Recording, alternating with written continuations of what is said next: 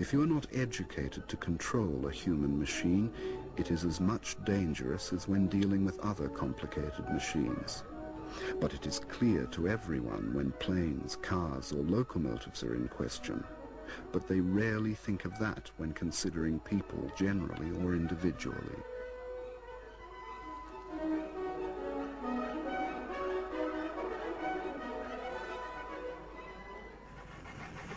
I was already beginning to think that the catastrophe would be upon us before I succeeded in doing what I intended. My thoughts very often returned to the Moscow talks. Several times when things became particularly difficult, I said to myself, I will give up everything and go to Gurdjieff in Moscow. And at this thought, I always felt easier.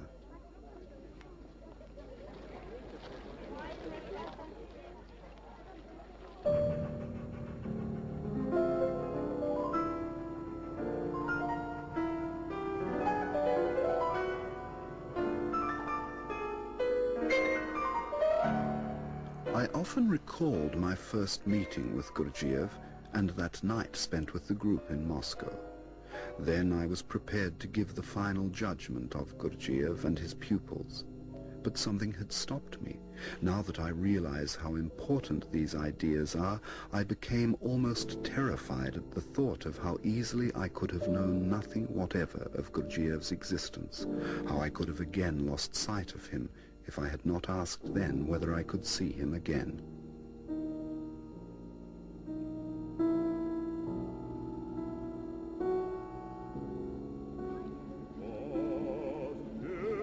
Among the talks of this period, Gurdjieff several times touched upon the question of religion. What particularly astonished me in Gurdjieff's explanations was the extent to which so much has been preserved in its pure form, and how little we understand of all this. His explanations differed very much from the usual theological and even from mystical interpretations.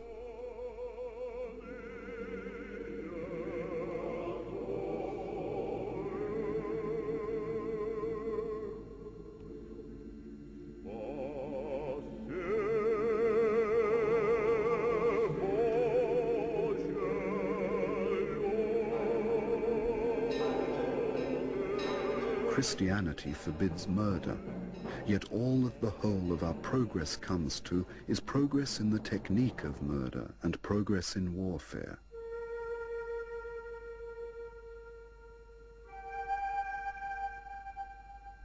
It became obvious from his explanations that we take many things for allegories in which there is no allegory whatever, and which ought to be understood much more simply.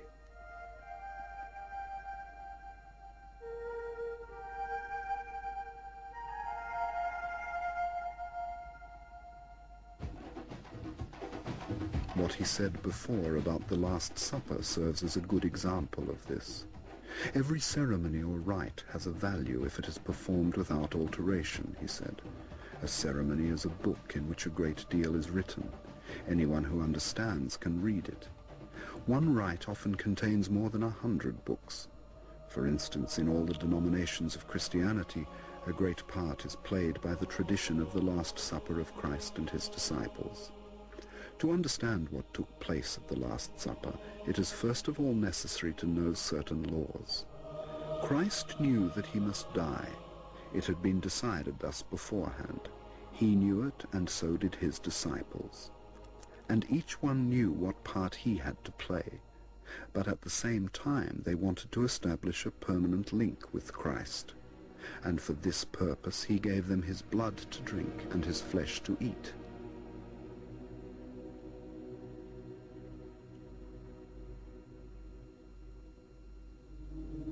The Last Supper was a magical ceremony, similar to blood brotherhood, for establishing a connection between astral bodies. But who is there who knows about this in existing religions and who understands what it means? All this has been long forgotten, and everything has been given quite a different meaning. The words have remained, but their meaning has been long lost. Meanwhile, the atmosphere in Russia was growing gloomier. One felt that something was bound to happen, and that very soon. During Gurdjieff's last visit, I tried to speak to him about coming events, but he said nothing definite on which I could base my own actions. During the past 2 years, I had given up all my time to his work, to his groups, to talks connected with his work, to journeys from St. Petersburg, and had completely neglected my own affairs. All my plans had long since been upset.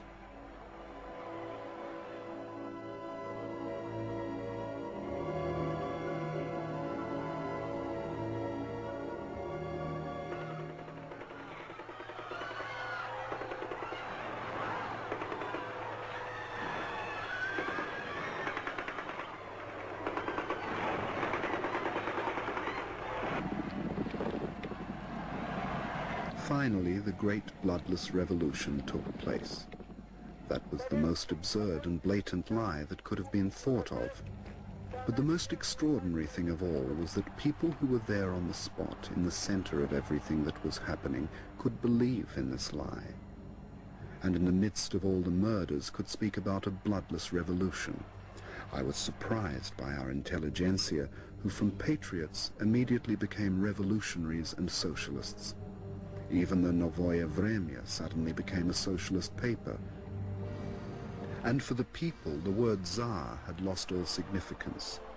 The word still had a great significance for the army and the bureaucratic machine, but the abdication of the Tsar was bound to destroy the whole machine. Russia was in turmoil. After Gurdjieff's departure, up to the time of the revolution, we only got news of him from Moscow once or twice. It was a week after the revolution that I collected the principal members of our group and put before them my views on the situation. I said that, in my opinion, there was no sense in staying in Russia anymore, and that we had to go abroad. Soon after the meeting, I received a postcard from Gurdjieff, written a month before in the train on the way from Moscow to the Caucasus, which had been lying all the time at the post office because of prevailing disorders.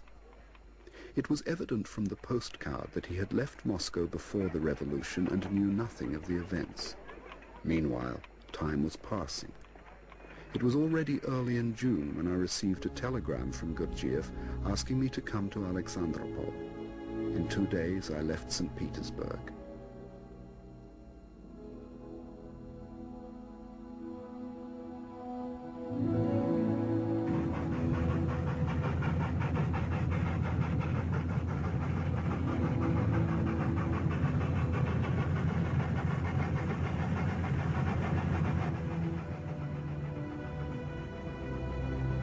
Russia, with no authorities, presented a very curious spectacle.